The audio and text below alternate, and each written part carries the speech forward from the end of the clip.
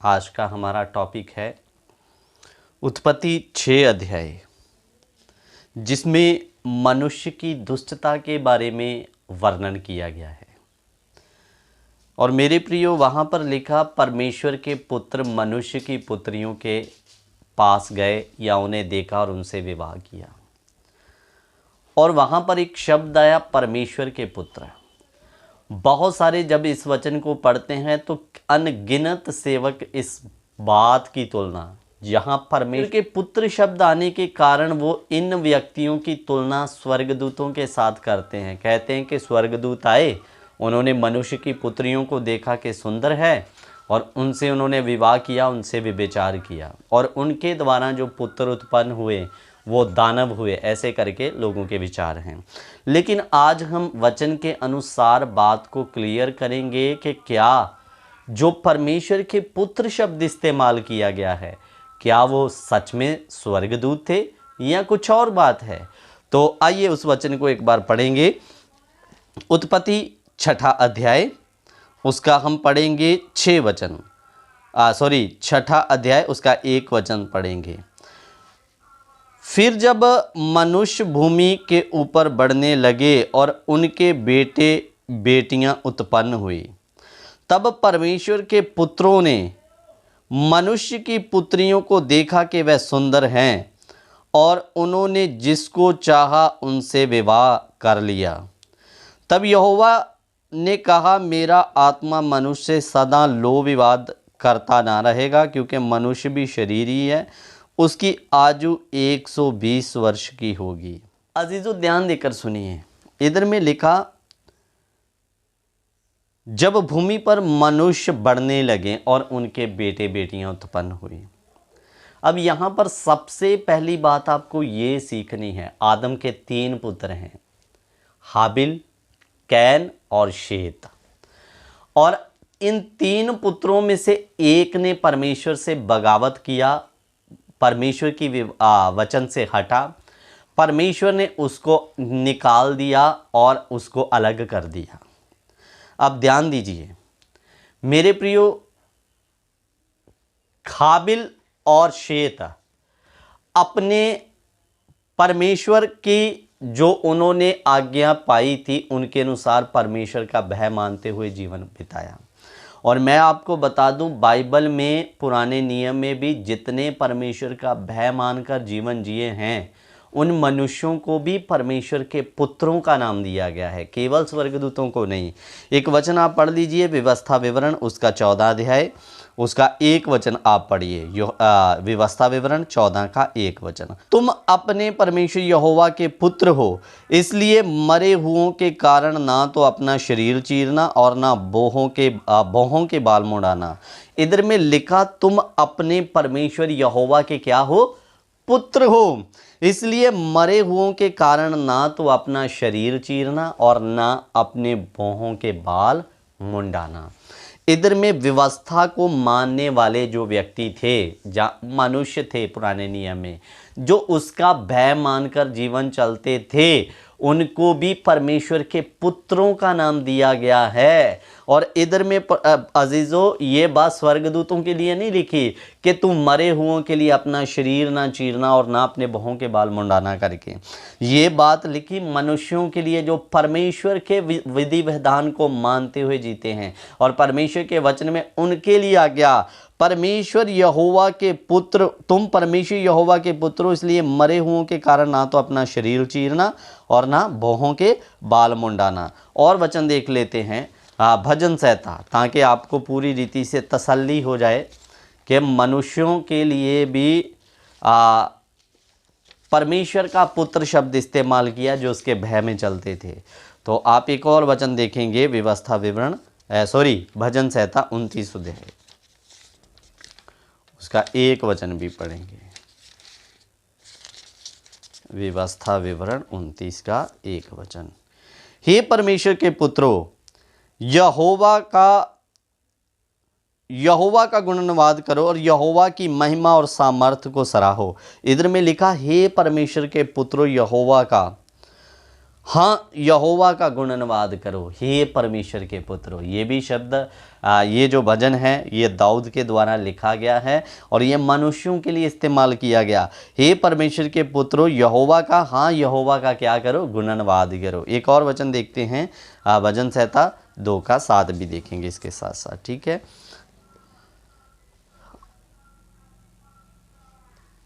मैं उस वचन का प्रचार करूंगा जो यहोवा ने मुझसे कहा, तू मेरा पुत्र है, आज तू मुझसे उत्पन्न हुआ है। मेरे अजीजों, ये जो भजन है ये इतिहासकार बताते हैं कि यीशु मसीह के बारे में आत्मा में भजनकार लिख रहा है, लेकिन इसके साथ साथ ये हम मनुष्यों के लिए भी वचन दिया गया है।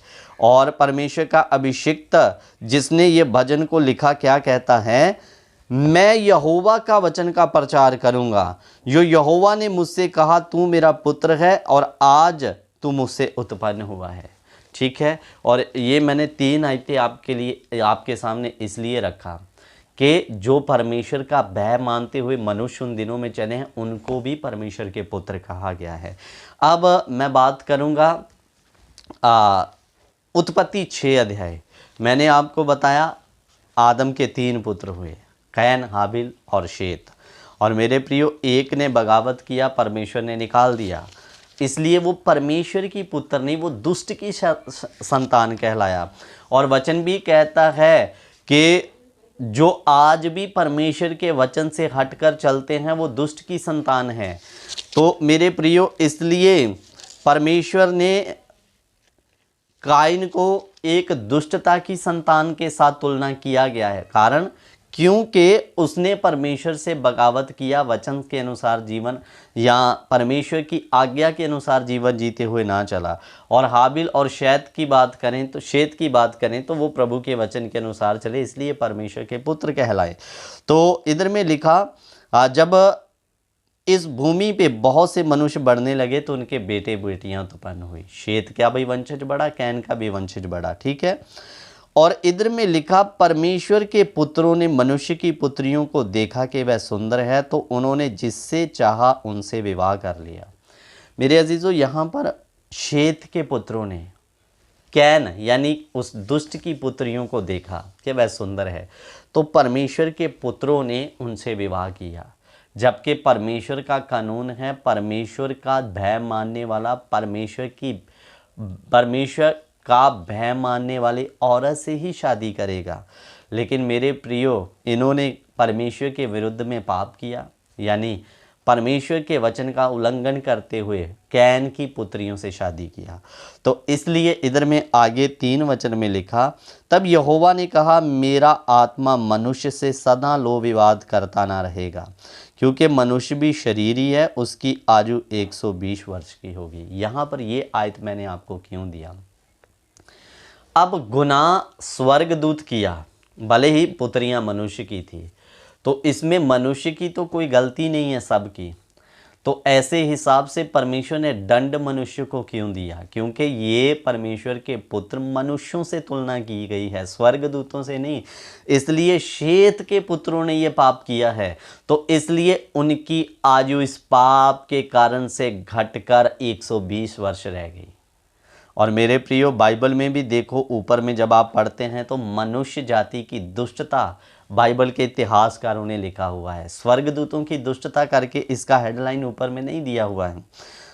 हेडलाइन यानी कि ये टॉपिक बाइबल के ऊपर दिया होता है, आदम की वंशावली या ये वो, तो इधर में मनुष्य की दुष्टता लिखा हुआ है। तो ये जो परमेश्वर के पुत्र शब्द इस्तेमाल किया गया, ये यहाँ पर स्वर्गदूतों के लिए नहीं, शेत के वंशज यानी शेत के पुत्रों के लिए था। और स्वर्गदूतों को भी परमेश्वर का पुत्र कहा गया है, और जो पुराने नियम में प्रभु का भय मानते हुए और उसकी व्यवस्था के अनुसार जिए उनको भी परमेश्वर के पुत्र कहा गया है। तो यहाँ पर कोई स्वर्गदूतों के लिए ये बात नहीं हो रही, शेत के पुत्रों का बात हो रहा है। सो मैं आशा करता हूँ आपके सवाल का जवाब आपको मिला है। प्रभु आप सबको आशीष दे। और यहाँ पर सीखने वाली बात क्या है, परमेश्वर के पुत्रों ने मनुष्य की पुत्रियों से विवाह किया। तो आज मैं आपको बताना चाहता हूँ, अगर आप मसीह में हैं, आप परमेश्वर के पुत्र हैं और आप परमेश्वर की बेटी से ही शादी करें, यानी प्रभु पर विश्वास करने वाली अन्य जातियों के साथ अपने रिश्ते को जोड़कर अपनी ज़िंदगी को बर्बाद ना करें, अपनी ज़िंदगी को श्राप में ना लाएं। इसलिए आज इस वचन या इस सीख के द्वारा परमेश्वर के पुत्र परमेश्वर के बेटियों से ही शादी करेंगे, यानी कहने का मतलब परमेश्वर का पुत्र जो यीशु में है और परमेश्वर की पुत्री यीशु की बेटी जो उस पर भरोसा करती है। तो हम अपने ही कुटुंबियों में शादी करें, यानी कुटुंबियों का मतलब अपने परमेश्वर पर विश्वास रखने वाले औरत पर, अन्य जातियों में ना करें, नहीं तो ऐसा ही दंड आपको भी मिल सकता है। सो प्रभु आप सबको आशीष दे। जय मसीह की। God bless you.